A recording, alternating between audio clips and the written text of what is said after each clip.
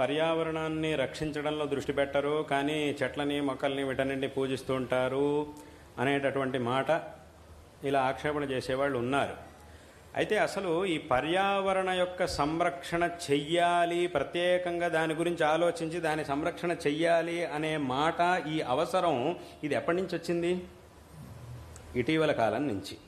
అంటే ఎప్పుడైతే ఆధునికమైనటువంటి వస్తువులన్నింటినీ కూడా కనిపెట్టి, అంటే ఈ పర్యావరణానికి మారకంగా ఉండేటటువంటి వస్తువులన్నింటినీ కూడా కనిపెట్టి ఇష్టం వచ్చినట్టుగా చేసేటటువంటి ప్రకృతిని పట్టించుకోకుండా ఇష్టం వచ్చినట్టుగా ఉచ్ఛృంఖలంగా ప్రవర్తించేటటువంటి, ఆ ప్రకృతిని నాశనం చేసేటటువంటి, ఈ కాలుష్యం వచ్చేటటువంటివి, ఇవన్నీ కూడా చేయడం ఎప్పటి నుంచి మొదలైందో అప్పటి నుంచి దీని అవసరం ఏర్పడింది. కానీ వెనకటి కాలం నుంచి అసలు అవసరమే లేదు. అంటే ఏమిటి? పర్యావరణాన్ని రక్షించాలి అనేటటువంటి, ఎందుకంటే పర్యావరణాన్ని ఎప్పుడు రక్షించాలి? పర్యావరణకి హాని కలిగినప్పుడు రక్షించాలి. పర్యావరణానికి ఎప్పుడు హాని కలుగుతుంది? అటువంటి పనులను చేసినప్పుడు హాని కలుగుతుంది. అటువంటి పనులను చేసే ఇది ఎప్పటి నుంచి వచ్చింది? పర్యావరణానికి హాని కలిగేటటువంటి పనులు ఎప్పటి నుంచి మొదలైనాయి? ఇటీవల కాలం నుంచి మొదలైనాయి.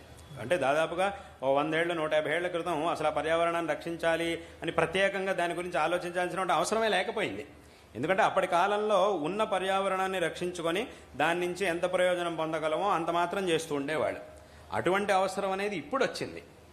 కాబట్టి ఇప్పుడు ఏమైంది అంటే అటువంటి అవసరం అనేది వచ్చింది ఇప్పుడు కనిపెట్టినటువంటి వస్తువులన్నీ కూడా ఇలా వచ్చినాయి. కాబట్టి మనిషి ఇప్పుడు ఏం చేయాలి అని అంటే, అలాగని ఇప్పుడు కనిపెట్టినటువంటి వస్తువులన్నింటినీ వదిలేద్దామా, వీటన్నిటిని కూడా వదిలేసేద్దామా అని అంటే అది కుదరదు. ఎందుకంటే ఈ వాటి వల్ల ఎంతో ఉపయోగం కలుగుతోంది, మనిషే కనిపెట్టాడు, వాటిని చక్కగా ఉపయోగించుకోవడం వల్ల ఎంతో లాభం కలుగుతోంది. కాబట్టి ఇప్పుడు ఉన్న సమస్య ఎక్కడ అనంటే, పర్యావరణాన్ని తప్పకుండా రక్షించాల్సిందే. కాబట్టి పర్యావరణాన్ని రక్షించాలి, దానికి కావలసినటువంటి పనులను చెయ్యాలి, పర్యావరణానికి హాని కలిగించేటటువంటి పనులని చెయ్యకూడదు అనేటటువంటి విషయాన్ని మన ధర్మం ప్రత్యేకంగా చెప్పకపోయినా అది చెయ్యాల్సిందే.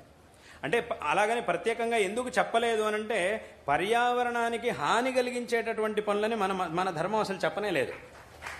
శాస్త్రముల్లో ఉన్నటువంటి ఏ ఆచరణని తీసుకున్నా కూడా అందులో పర్యావరణానికి ఉపకారం కలిగేటటువంటి పనులే ఉన్నాయి తప్ప పర్యావరణానికి హాని కలిగించేటటువంటి ఆచరణలు లేవు, మన ధర్మంలోనే లేవు.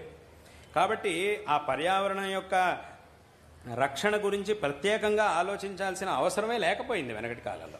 అయితే ఇప్పటి కాలంలో వచ్చినటువంటి అత్యాశ, మనిషికి ఉండేటటువంటి అత్యాశతో అనవసరమైన ఉన్నతి సరిపోకుండా ఇంకా అది చేయాలి ఇది చేయాలనే దాంతో ఈ పర్యావరణాన్ని నాశనం చేస్తున్నాడు. కాబట్టి ఇప్పుడు అది ఒక హిందూ అయినా సరే ఎవరైనా సరే తప్పకుండా పర్యావరణాన్ని రక్షించే ఆలోచన చేయాల్సిందే. కాబట్టి అదేవిధంగా ఇప్పుడు చెట్టును ఏదో పూజించడం మాత్రమే కాదు, దాన్ని తప్పకుండా సంరక్షించాలి. అందుకే నేను చాలా చోట్ల చెప్తూ ఉంటాను. నేను అన్ని చోట్ల చెప్పేది ఏమిటంటే, నేను పెట్టుకున్నటువంటి ఒక నియమం నేను అలాగే చేయిస్తుంటాను అన్ని చోట్ల. ఎక్కడైనా ఇంకా తప్పనిసరి పరిస్థితుల్లో ఏదైనా ఒక చెట్టుని నరకాల్సి వచ్చింది, తీయాల్సి వచ్చింది అనంటే దానికి ప్రత్యామ్నాయంగా కనీసం 3 చెట్లనైనా సరే ఇంకో చోట నాటాలి. మళ్ళీ ఏదో ఇంకా తప్పలేదు, ఈ చెట్టును నరకాల్సి వచ్చింది, తీయాల్సి వచ్చింది అనేటటువంటి అనివార్యమైన పరిస్థితి వస్తే గనక దానికి కనీసం 3, దానిపైన ఇంకా 10 పెడతాం, 10 నాటుతాం, 15 నాటుతాం అంటే ఇంకా సంతోషమే. కానీ తప్పకుండా 1కి 3 నాటాల్సిందే. ఎందుకంటే దాని యొక్క అవసరం అనేది చాలా ఉండనే ఉంది. కాబట్టి ఇక్కడ ఆ ప్రకృతిని పూజిస్తున్నాము అనేది మన ధర్మంలో ఉన్నప్పుడు దాన్ని సంరక్షించాలి అనే మాటని ప్రత్యేకంగా చెప్పాల్సిన అవసరమే లేదు. దానిలోనే ఇది కూడా వచ్చింది. కాబట్టి అయితే దాన్ని చేస్తున్నారా లేదా అనేది వేరే విషయం. ఇప్పుడు నదులు ఉన్నాయి, నదులన్నీ కూడా కలుషితం అయిపోతుంటాయి.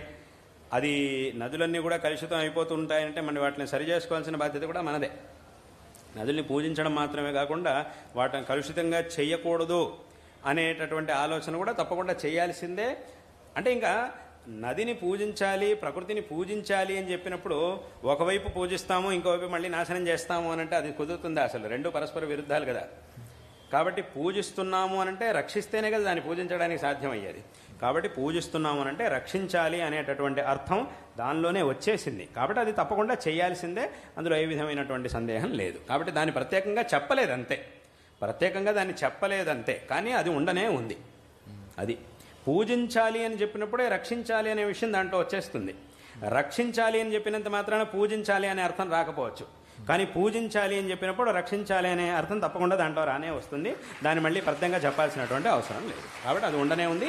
తప్పకుండా అందరూ కూడా ప్రకృతిని రక్షించుకోవాలి, ఈ ప్రకృతిని సంరక్షించాలి. అందుకే మీరు చాలామంది కూడా వినుండొచ్చు. మనం శృంగేరిలో మన పీఠంలో ఏ కార్యక్రమాలు ఏ భగవద్ ఆరాధనలు చేసినా కూడా ఒక సంకల్పం, మహాసంకల్పం అనేది పఠించడం ఒకటి ఉంటుంది.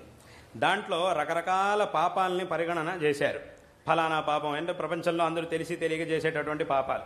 ఆ పాపములని పరిగణించేటప్పుడు ఒక పాపం ఏముంది అని అంటే అశుష్క వృక్షఛేదనం అని ఒక పాపం. అంటే ఏమిటి? ఎండిపోయిన చెట్టు నరికేస్తే అందులో నష్టమేం లేదు. ఎండిపోయిన చెట్టు నరకడం వల్ల అందులో ఏ విధమైనటువంటి నష్టము లేదు, పాపము లేదు. కానీ ఒక పచ్చగా ఉన్నటువంటి చెట్టుని నరకడం అనంటే అది పాపమే. దాన్ని పూర్తిగా నరకేయడం ఒక చెట్టుని అనంటే అది పాపము అనే శాస్త్రం పరిగణించింది. శాస్త్రం అలాగే చెప్పింది. అందుకే దాన్ని పాపాలు, రకరకాల పాపాల్లో అశుష్క వృక్షఛేదనం. అశుష్కం అంటే పచ్చగా ఉన్నటువంటిది, శుష్కం అంటే ఎండిపోయినటువంటిది, అశుష్కం అంటే పచ్చగా ఉన్నటువంటి చెట్టు, ఇంకా ప్రాణంతో జీవంతో ఉన్నటువంటి చెట్టు. దాన్ని వధించడం అనేది పాపము అని శాస్త్రం స్పష్టంగా చెప్పింది. అందుకే అక్కడ చేసేటటువంటి సంకల్పంలో ఆ సంకల్పాలు దాని పట్టిలో దీన్ని కూడా చదువుతాం. అంటే దాన్ని కూడా ఒక పాపంగా పరిగణించి ఈ రకంగా సంకల్పం చేయాలి అని వెనకటి నుంచి చెప్పారు. కాబట్టి ఇటువంటి అక్కడికి ఏమైంది ఏతావత దీన్ని ఎందుకు చెప్పొచ్చాను అంటే అక్కడికి పర్యావరణానికి హాని కలిగించడం అనేది పాపము అని స్పష్టంగా మన శాస్త్రం చెప్పినట్టు అయింది. కాబట్టి దాన్ని సంరక్షించుకోవాలి. దాన్ని నాశనం చేసేటటువంటి పనులను ఎవరు కూడా తప్పకుండా చేయకూడదు అనేటటువంటి విషయాన్ని అందరూ తెలుసు.